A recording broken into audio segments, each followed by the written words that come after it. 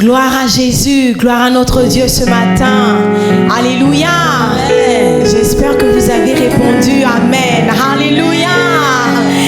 Loué soit l'Éternel ce matin, le Dieu de la vie, le Dieu qui transforme les choses, le Dieu qui dit une chose et la chose arrive.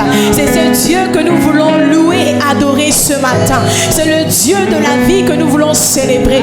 Alors joignez-vous à nous ce matin et élevons ce Dieu qui est tout puissant, qui est glorieux, le Dieu de miracles, le Dieu de nos vies, le Dieu des nations, le roi des rois, le Seigneur des seigneurs, l'Adonai, le propriétaire de nos vies. Ce matin, nous te bénissons. Ce matin, nous te rendons gloire. Ce matin, nous t'élevons. Ce matin, nous disons que tu es notre Dieu.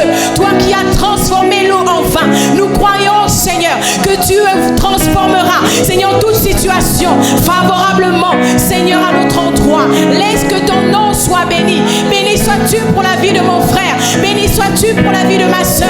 Béni sois-tu, Seigneur, pour cette nation. Béni sois-tu pour les ministères Flot d'eau vive. Béni sois-tu pour le peuple de Dieu. Béni sois-tu parce que nous croyons que par ta main puissante, le royaume avance. Les choses changent. Les choses sont transformées. Éternel Dieu de gloire, nous croyons que par ta puissance, Seigneur, la mort, Seigneur, n'a plus de pouvoir. Elle est anéantie, Seigneur. La gloire est à toi ce matin. Le Dieu qui a transformé l'eau en vin. Nous croyons que dans nos vies, tu transformeras toute situation défavorable. Et la faveur de Dieu sera notre partage. Ce matin, Seigneur, oui, nous faisons bien de l'acclamer. Nous faisons bien de pousser des cris de joie. Nous faisons bien de le célébrer. Ce matin, Seigneur, oh mon frère, ma soeur, ne restons pas insensibles. Ce Dieu est encore d'actualité et il agit encore. Alléluia. Le Dieu admirable. Nous voulons le proclamer avec Mère Malou ce matin. Alléluia. Alléluia. Nous célébrons ce matin le Dieu de transformation. Celui qui prend de l'amour pour faire asseoir à la table des grands malades. Alors tu peux commencer à l'acclamer de là où tu es. Il a transformé ma vie. Oh, oh. Célèbre-le ce matin. Alléluia.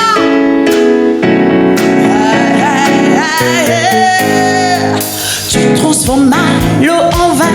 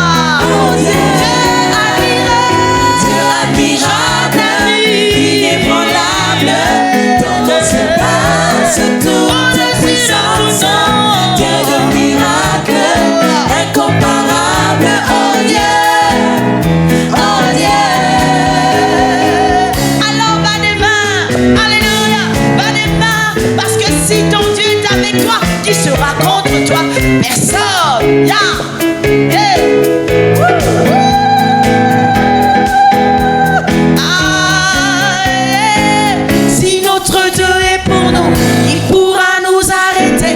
Et si Dieu est avec nous, qui sera contre nous? Si notre Dieu est pour nous, qui pourra nous arrêter? Et si Dieu est avec nous, qui sera contre nous? Si notre Dieu est pour nous, qui pourra nous arrêter? Et si Dieu est avec nous, qui sera contre nous? Si notre Dieu est pour nous, qui pourra nous arrêter? Et si Dieu est avec nous, qui sera contre nous? Si notre Dieu est pour nous, qui pourra nous arrêter? Et si Dieu est avec nous, qui sera contre nous? Qui sera contre nous?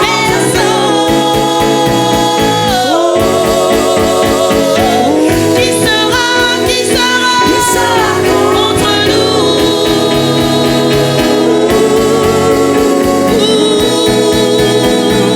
Qui sera contre nous? Ah, est-ce qu'elle est le Dieu admirable? Alléluia! Acclame et pousse des cris de joie parce qu'il est le Dieu admirable, mon Seigneur. Ah, admire-le et chante-le. Dieu admirable. Il est bon là. Incomparable. Il est le Dieu de ma vie. Dieu admirable. Il est bon là. Incomparable. Alors célèbre-le. Dieu admirable. Il est bon là. Incomparable. Dieu admirable. Il est bon là. Est-ce qu'on va pousser des cris de joie? Dieu admirable. Dieu admirable. Il est bon là. Incomparable. Il est le Dieu admirable. Dieu admirable. Il est bon là. Alors célèbre-le. Dieu admirable. Il est bon là. Incomparable.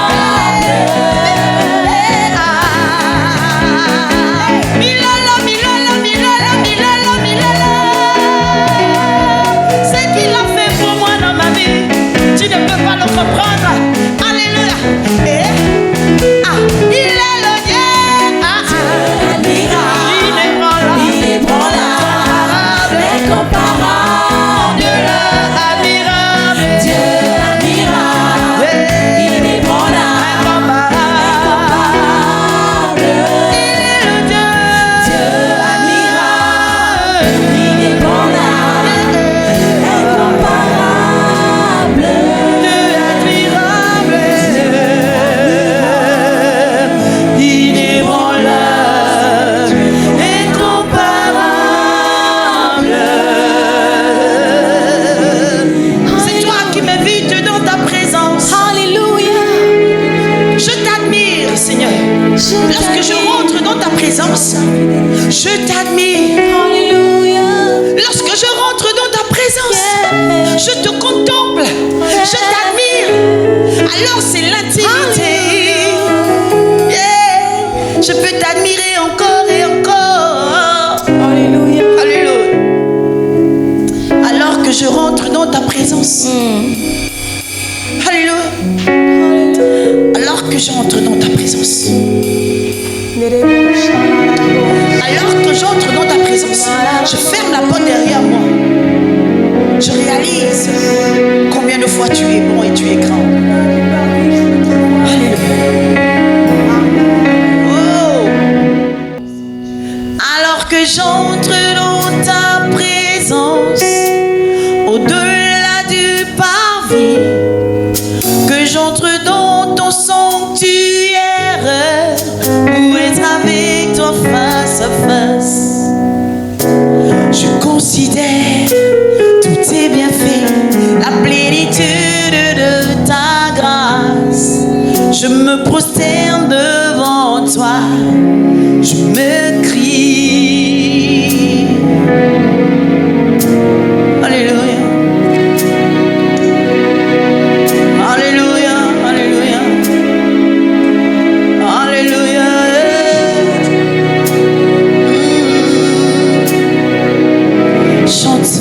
Alors que j'entends ta présence. Alors que j'entre dans ta présence.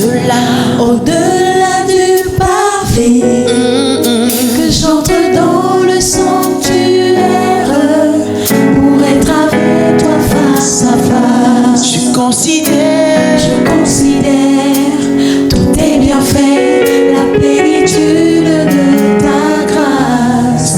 Je me prosterne devant toi, je m'écris. Alors que j'entre dans ta présence, au-delà du pavé, j'entre dans le sanctuaire pour être avec toi face à face. Je considère tous tes bienfaits, la plénitude de ta grâce. Je me prosterne devant toi, je m'écris. que tu es merveilleux en ce lieu, Dieu puissant. Tu es merveilleux en ce lieu. Abba Père. Tu es digne. Tu es digne d'être loué. Vers toi, Seigneur. Vers toi je lève mes mains. Tu es merveilleux en ce lieu, Dieu puissant. Tu es merveilleux. Tu es merveilleux en ce lieu, Dieu puissant. Tu es merveilleux. Tu es merveilleux en ce lieu. Abba Père. Abba Père. Tu es digne. Tu es digne d'être loué. Vers toi, Seigneur. Vers toi je lève mes mains. Tu es merveilleux en ce lieu, Dieu puissant.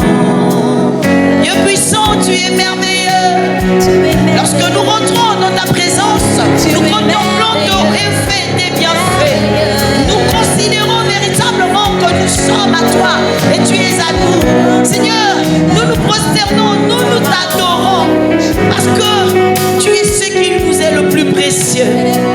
Alléluia. Ah, tu es merveilleux en ce lieu, Dieu puissant. Tu es merveilleux. Tu es merveilleux en ce lieu, Dieu puissant. Tu es merveilleux. Tu es merveilleux en ce lieu. Abba Père. Tu es digne d'être loué. Vers toi je lève mes mains. Tu es merveilleux en ce lieu, Dieu puissant. De la même manière, tu es merveilleux. De la même manière, tu es présent. Tu es présent dans nos vies. Alléluia. Tu es présent, merveilleux et présent. Merveilleux et présent. Parce que tu es fidèle. Alléluia. Alléluia. Alléluia. Dieu fidèle. Alléluia.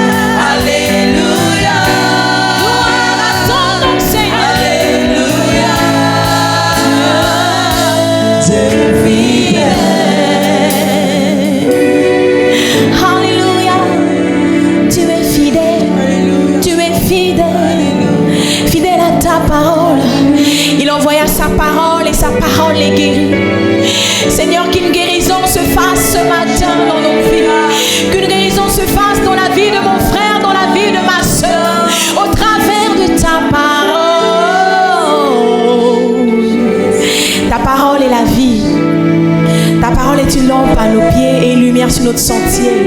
Et ce matin, nous voulons recevoir la parole. Et nous acclamons notre Dieu pour cela.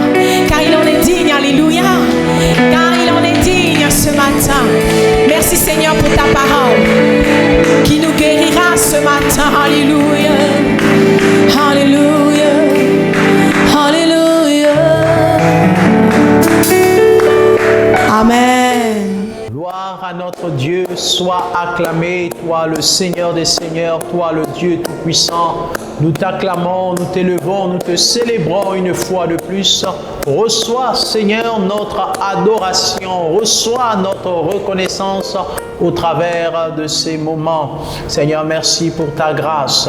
Merci pour nos offrandes que tu agrées.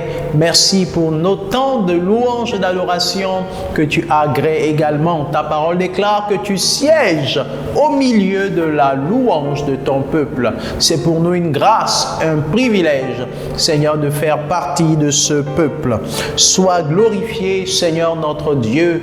Nous te rendons toute la gloire. Et maintenant que nous passons à la parole, nous te soumettons, Seigneur, nos cœurs et nos reins, afin que tu nous façonnes, tu nous fortifies, tu nous consoles, que tu fasses tomber les écailles de nos yeux et que tu illumines notre esprit, afin que nous puissions marcher selon l'esprit, pour ne pas accomplir les désirs de la chair. Reçois la gloire, reçois la louange. Merci, précieux Saint-Esprit, pour ta présence. Nous te bénissons et nous te laissons toute la place. Au nom de Jésus-Christ. Amen. Soyons bénis, gloire soit rendue à Dieu qui nous fait grâce de participer à ce merveilleux culte. Alléluia. Nous venons de prier pour nous laisser conduire par le Saint-Esprit, nous laisser conduire par le Seigneur qui assurément agrée ces moments et veut nous bénir aussi au travers d'une portion des Écritures. Alléluia. Nous rendons gloire à Dieu pour ces moments et nous voulons partager sur l'illusion du monde. C'est le thème de notre message de ce jour, l'illusion du monde. Alléluia.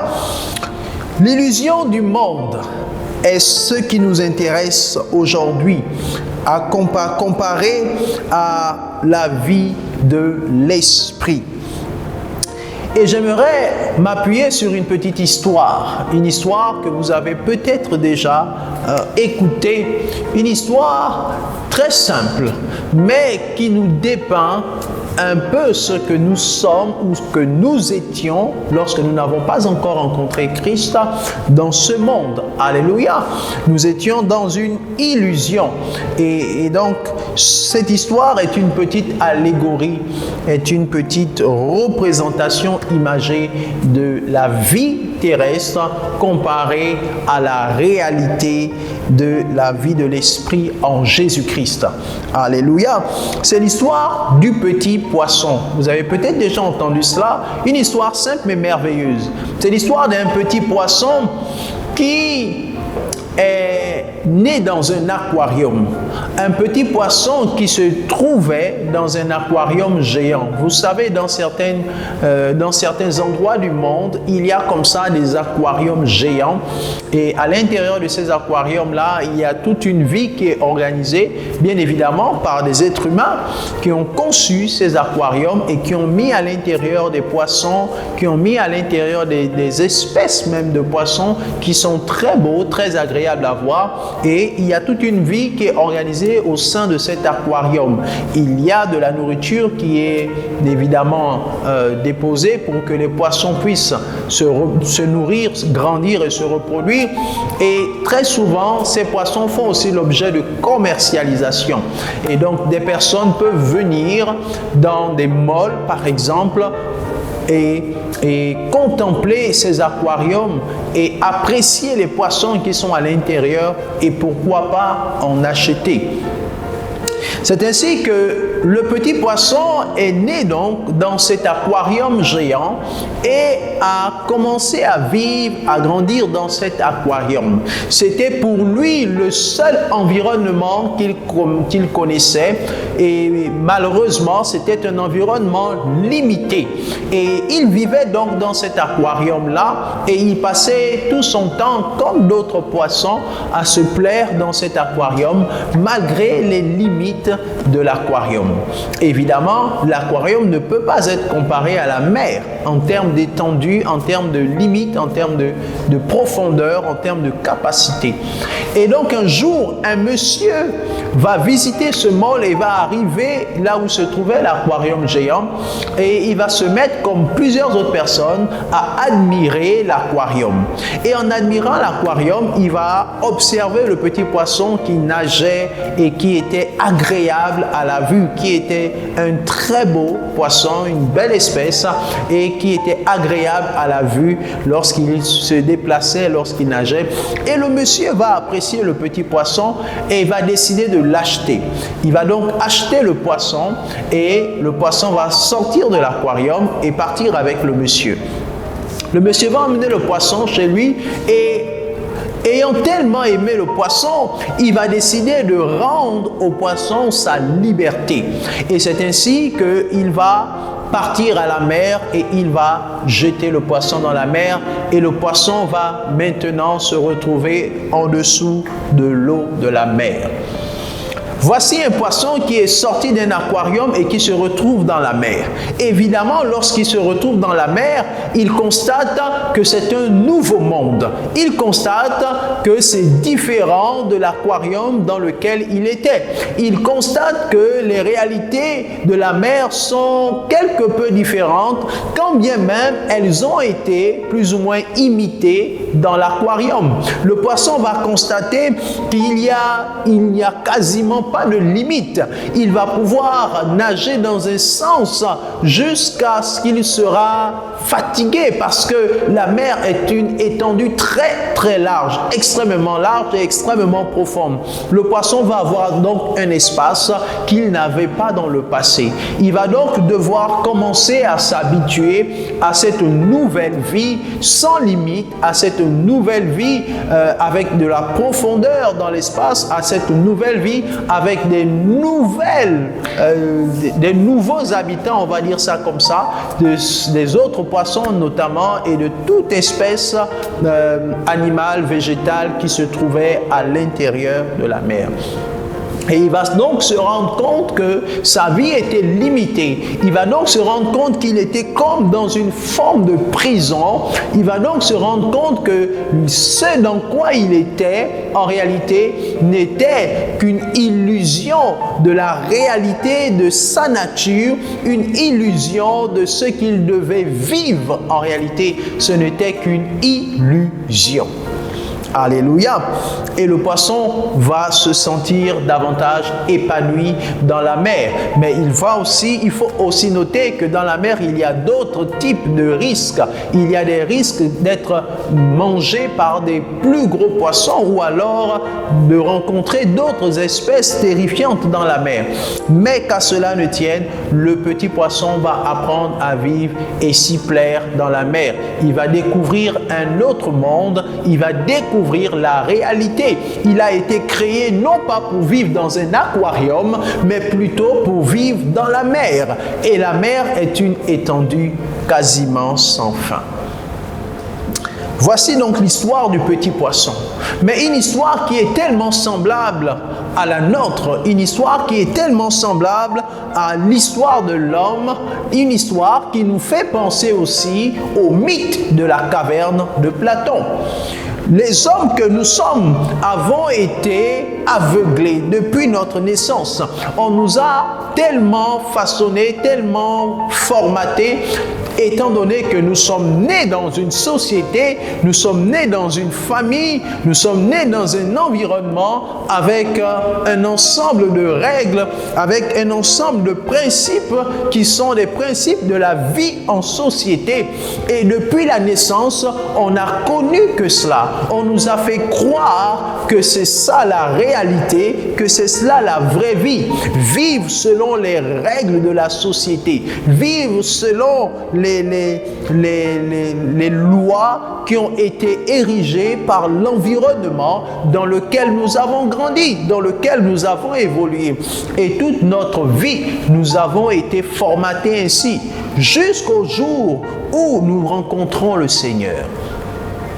La vie dans ce monde est similaire à l'aquarium dans lequel se trouvait le petit poisson.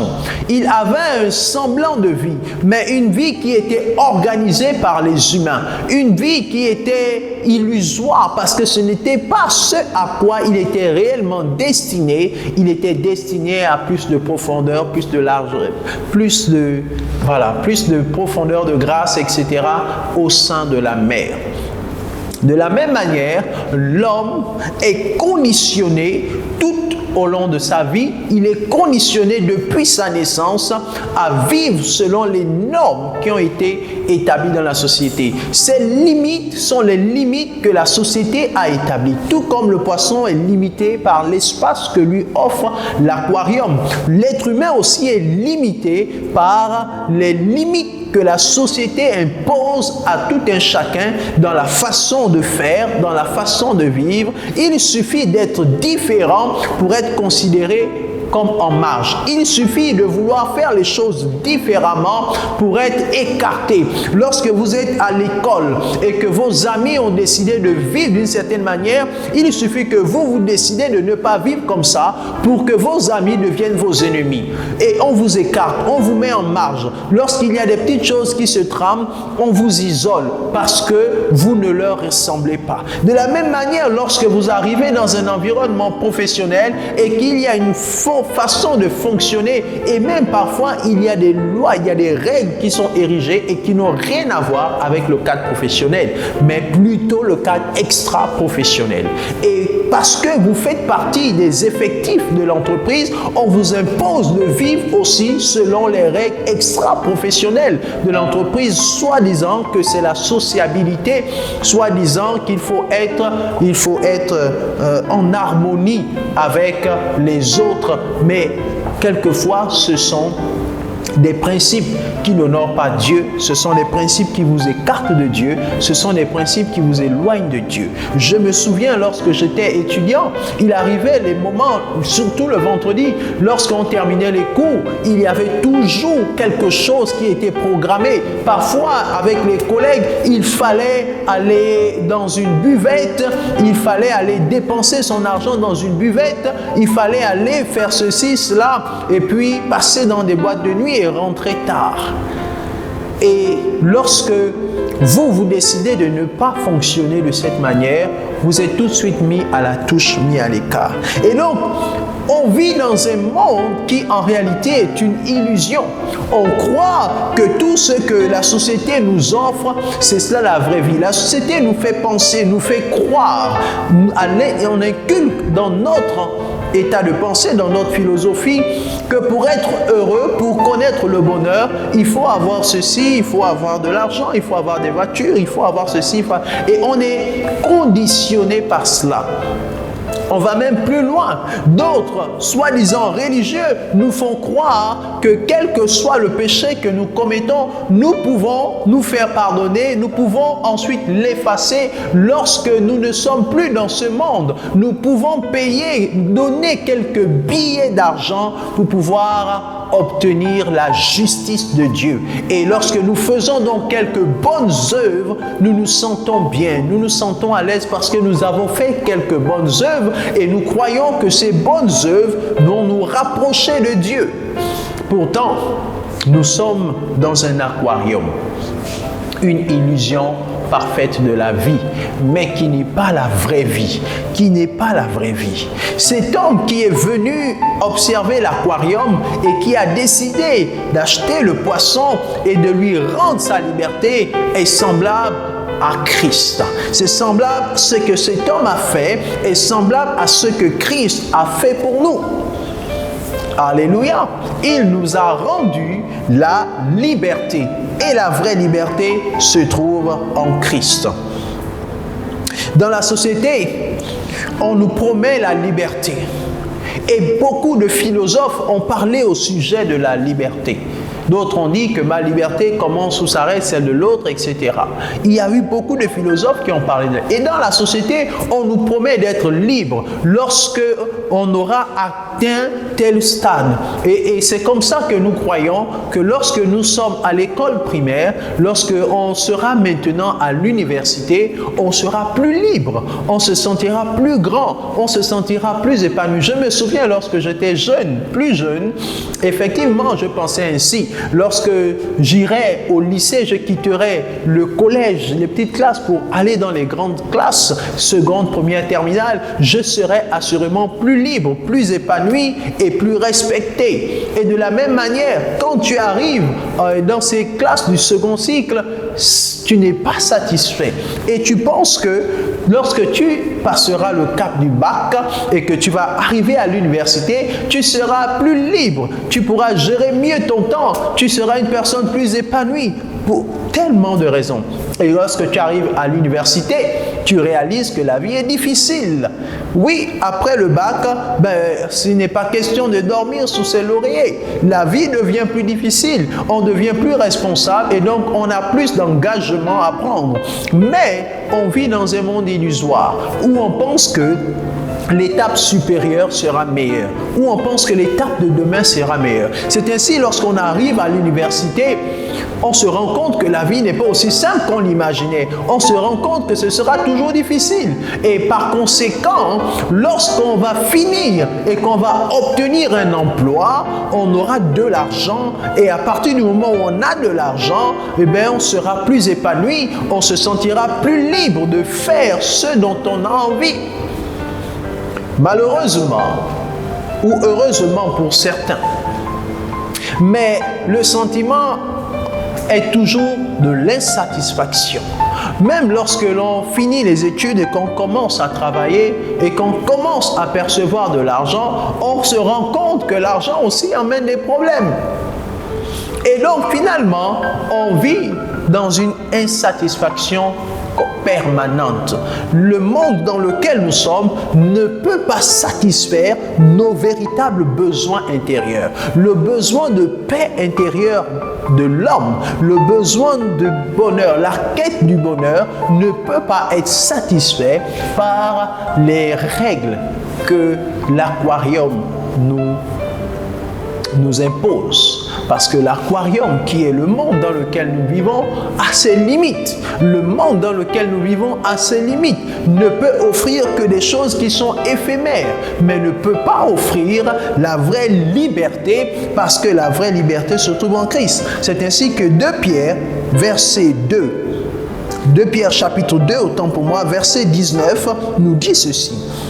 Ils leur promettent la liberté quand ils sont eux-mêmes esclaves de la corruption, car chacun est esclave de ce qui a triomphé de lui. Alléluia. Ceux qui nous ont enseigné lorsque nous étions plus petits, qui nous ont enseigné lorsque nous étions enfants, qui étaient eux-mêmes façonnés, conditionnés par le fonctionnement de la société et de l'environnement, nous ont fait croire que nous connaîtrons la liberté, mais pourtant eux-mêmes sont esclaves et ne sont pas libres. Et nous aussi, en suivant les amis, en suivant les enseignants, en suivant les parents qui n'ont pas été libérés, dont les yeux ne se sont pas ouverts, nous aussi nous marchons dans la même direction. Alléluia. Mais il y a quelque chose de meilleur.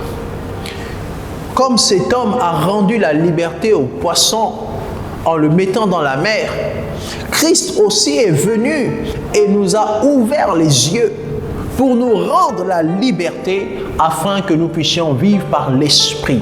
Le domaine de l'esprit est un domaine très étendu. Le domaine de l'esprit est un domaine sans limite parce que l'esprit de Dieu peut tout faire. Dieu n'est pas limité. Jésus a dit qu'aux hommes, il est impossible, mais à Dieu, tout est possible. Car rien n'est impossible à Dieu. Alléluia. C'est ainsi que Jean chapitre 8 verset 32 nous dit « Vous connaîtrez la vérité et la vérité vous affranchira ». Laissez-moi lire ça dans la version Parole vivante. Vous connaîtrez la vérité et la vérité vous affranchira. Dans la version Parole vivante, il est dit « Vous comprendrez la vérité et la vérité fera de vous des hommes libres. » Alléluia. La vérité fera de vous des hommes libres. Tant que vous n'avez pas découvert la vérité de qui vous êtes, de qui vous a créé, de ce pourquoi vous avez été créé, vous êtes en prison. Vous n'êtes pas libre. La société nous promet toutes choses, mais n'est pas capable de nous parler de nos origines, n'est pas capable de nous parler du but et du sens de la vie, n'est pas capable de nous dire que voici celui qui nous a créés et voici ce à quoi il nous appelle. La société n'est pas capable. Beaucoup de théories scientifiques et autres ont été élaborées, mais ne donnent pas satisfaction à l'esprit de l'homme. Mais c'est la vérité qui nous affranchit. C'est la vérité qui fait de nous des personnes libres. Tant que nous n'avons pas découvert que c'est Dieu qui nous a créés, nous a façonnés, et nous n'avons pas découvert le but de notre vie. Pourquoi sommes-nous sur terre? Nous sommes encore en quelque part esclaves. Le petit poisson a découvert finalement ce pourquoi il avait été créé dans la mer. Alléluia. Et ce n'est donc que lorsque nous sommes affranchis par Christ, vivant la vie nouvelle de l'Esprit de Dieu, que nous nous sentons libres, que nous nous sentons épanouis, que nous comprenons la vie du point de vue du Créateur et que nous réalisons que nous étions donc dans une illusion, nous étions dans un mythe. Parce que tout ce que nous pouvons avoir ici restera. Nous n'emporterons cela nulle part. Alléluia.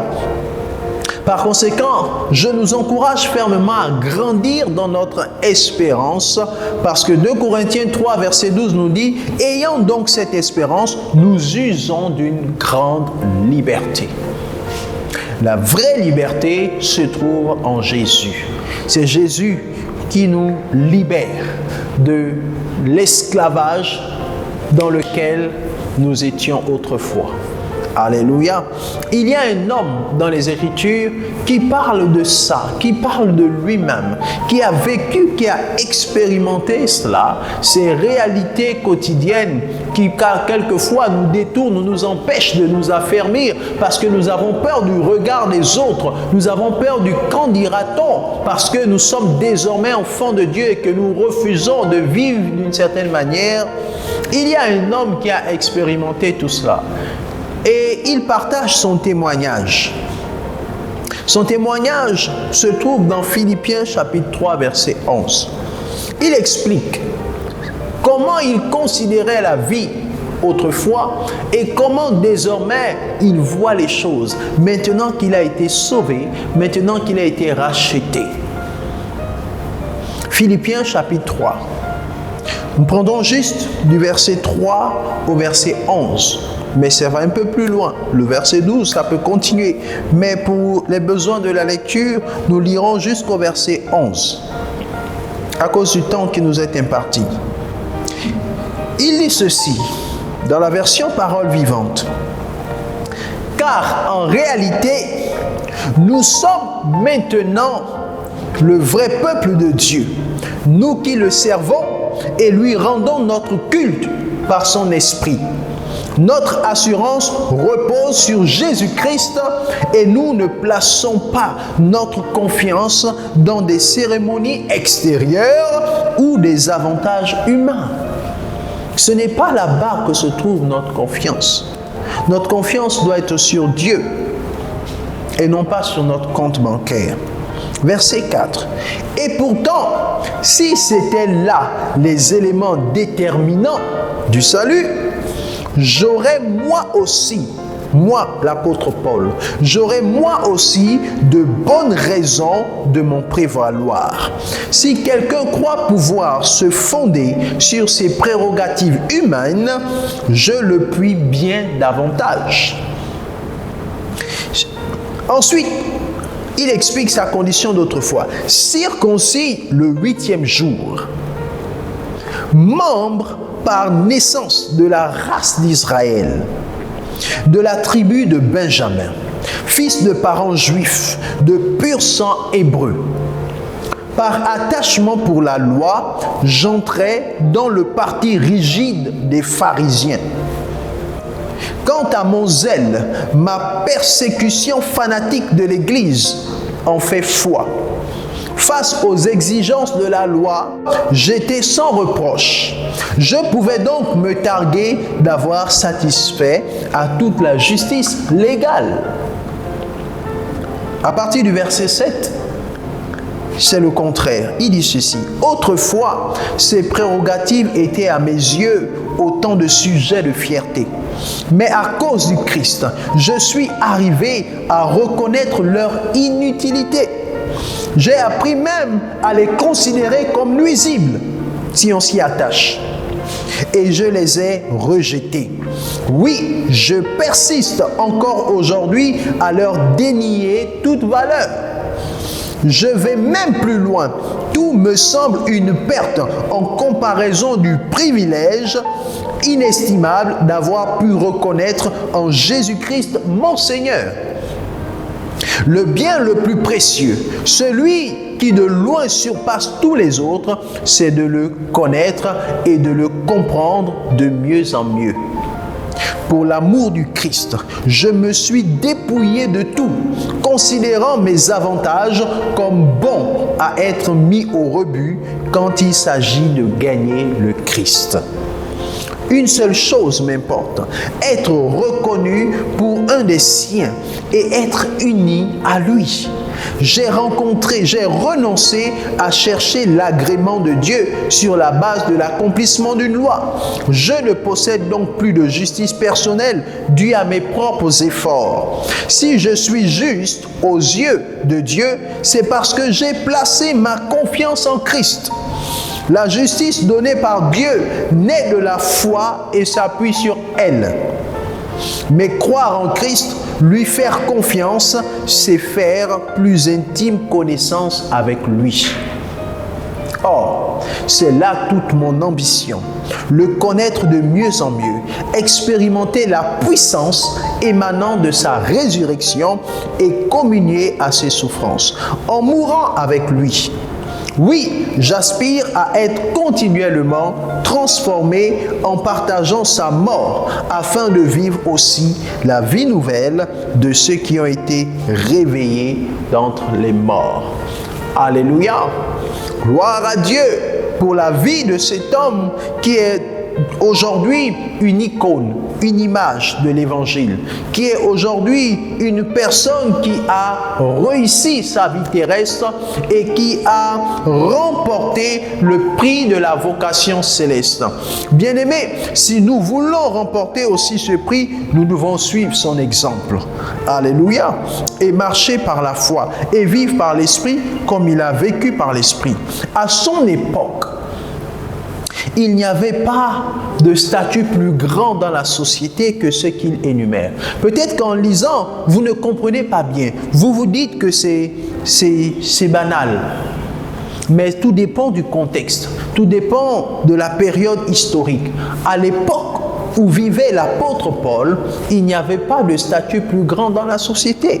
Circoncis le 8e jour, tout était fixé selon la loi juive, selon la loi de Moïse, que les pharisiens avaient placé au-dessus de tout dans la société. Et donc ceux-là qui parvenaient à être en harmonie avec elle étaient considérés comme des personnes qui ont réussi leur vie, qui ont réussi leurs études, qui ont excellé dans ces domaines. Il est circoncis le 8e jour, membre par naissance de la race d'Israël. Alléluia, c'était déjà un statut privilégié. Faire partie de la race d'Israël était déjà un statut privilégié. de la tribu de Benjamin, fils de parents juifs. C'était encore un statut privilégié. Parce que dans la société juive, on vous reconnaissait vraiment comme juif lorsque vos enfants sont juifs. Il y a encore de pur sang hébreu. Par attachement pour la loi, j'entrais dans le parti rigide des pharisiens. Quant à mon zèle, ma persécution fanatique de l'Église en fait foi.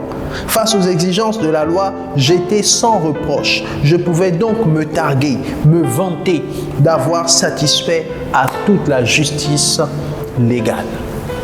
C'est quelqu'un qui avait donc atteint la sphère la plus élevée de la société. Et c'est quelqu'un qui était considéré. C'est quelqu'un qui avait fait de hautes études. C'est quelqu'un qui avait des moyens. Mais il dit que tout cela n'était pas comparable à ce qu'il a expérimenté lorsqu'il a rencontré Christ. Oui, lui aussi, il vivait dans un aquarium, comme ce petit poisson.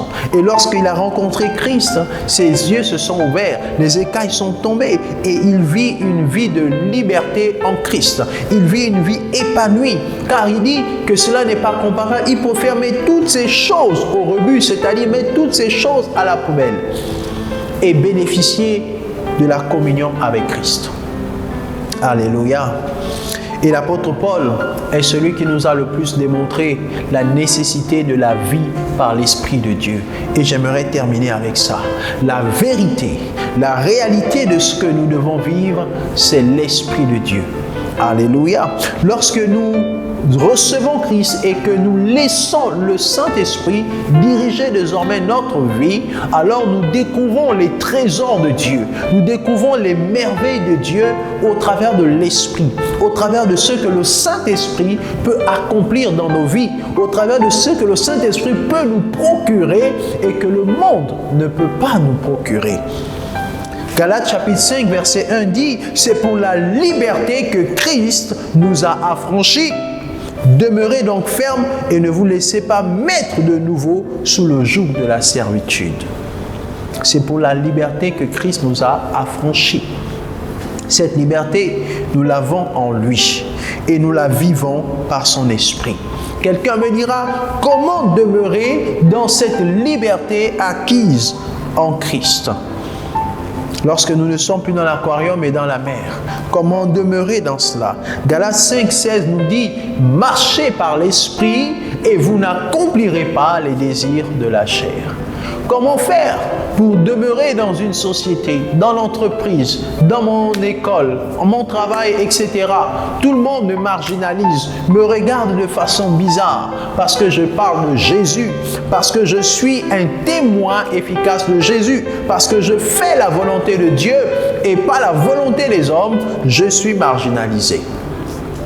Bien-aimé, j'ai juste envie de te dire, trouve davantage de force en Christ, trouve davantage de force par la vie de l'Esprit afin de demeurer en Christ et de ne pas céder aux pressions de la société. Nous sommes entrés dans ce mois de jeûne et prière. Voici un moment particulier, voici une période, une saison dans laquelle nous devons davantage nous investir à cultiver, à rechercher la vie de l'esprit pour pouvoir être au-dessus des tentations, des plaisirs et de tout ce qui peut nous être procuré. Parce que la vérité, c'est que sans l'Esprit, nous ne pouvons pas avoir une vie épanouie en Christ.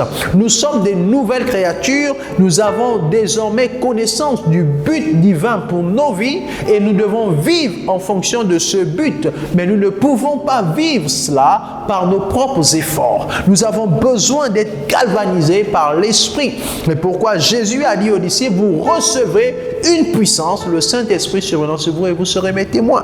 Donc, c'est en marchant par l'Esprit, en étant remplis du Saint-Esprit que nous pouvons connaître le vrai bonheur, la vraie liberté. Marcher par l'Esprit, c'est être un témoin efficace de Jésus, c'est-à-dire être capable de parler de Jésus. Marcher par l'Esprit, c'est demeurer dans la prière et l'adoration.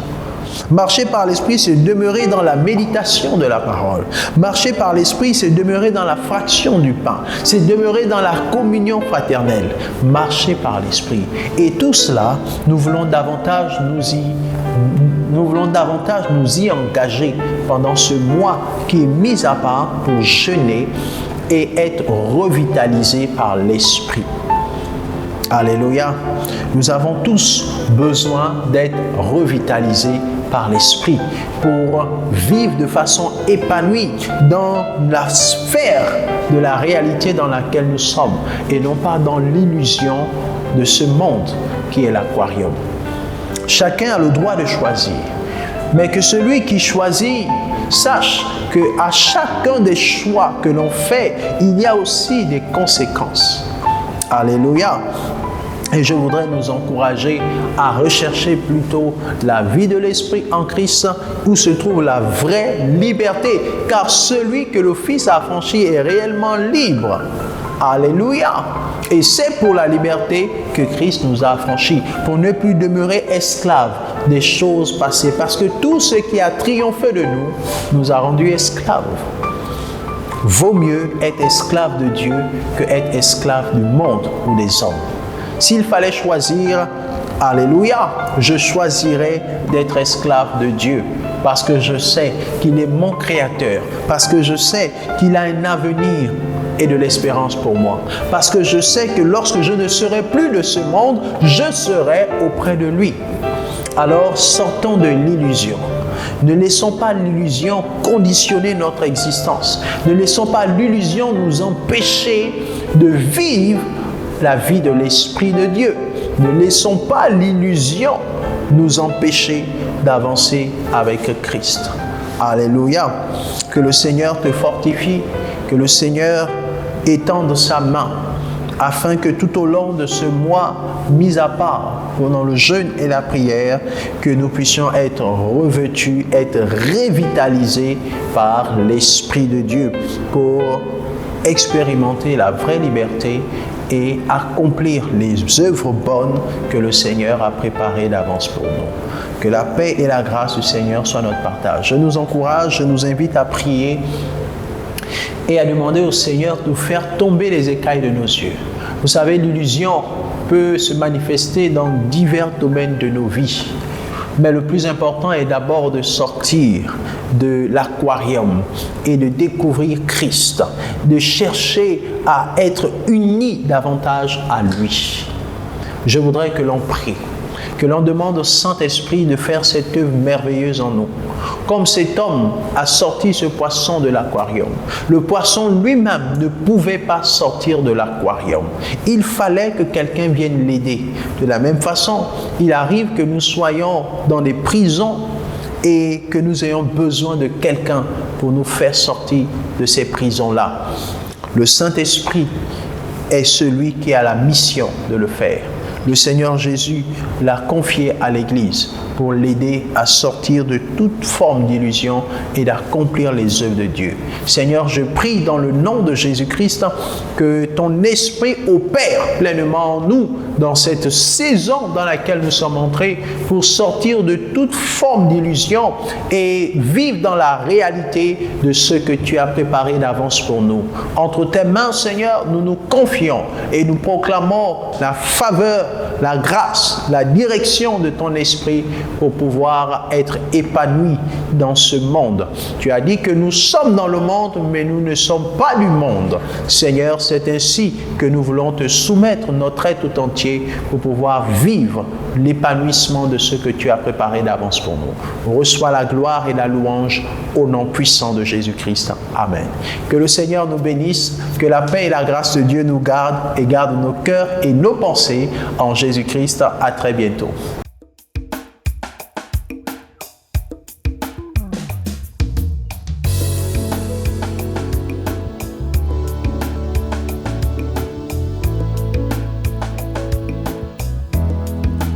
Je suis un flot d'eau vive. Je suis un flot d'eau vive. Je bâtis le caractère chrétien. Je bâtis le caractère